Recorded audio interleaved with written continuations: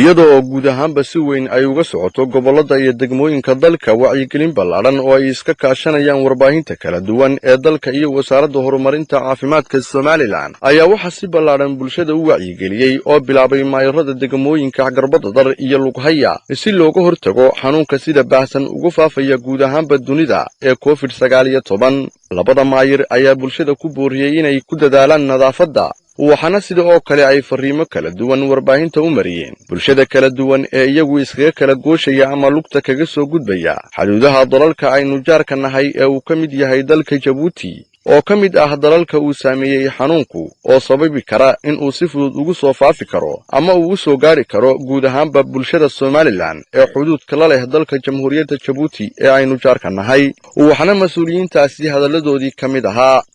waxaan halkan fariin uga faraynaa dadweynaha degmada Garbadadar iyo nawaaxigeega xanuunkani wuxuu qabsaday dhammaan dadweynihii oo dhan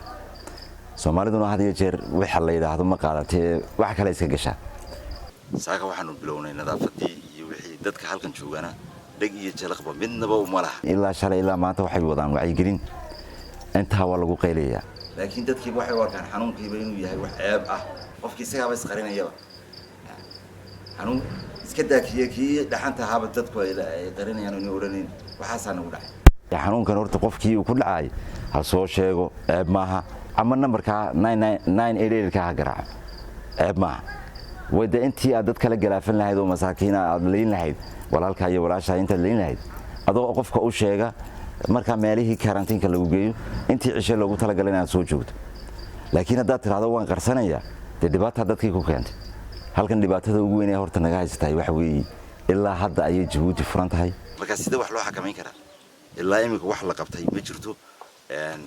mar walba dadkii Djibouti tagay lugbaga xitaa ku soo galeen waxa kale iska qaar ba dameero soo raacay marka maxaa sida lagu joojin karaa haddii maanta kani aynu maxaydanay fudaysanana waxa dhici karta inuu ka khasaaro bato tii duufaantii gaarsiisto ka badan inuu gaarsiiyo marka dadweynaha degmada Lughaya ku nool waxaan leenahay tii shalay aan fudaysanay khasaarahayga waynu aragnay laakiin tani maanta ha laga digtoonaado marxaladan ku jirnana waa marxalad adag oo laga baqayo waqti kasta iyo qof kasta inuu ka soo bixi karo ma ahana ceeb hadii lagu dareemo hadii lagu arko qof kamida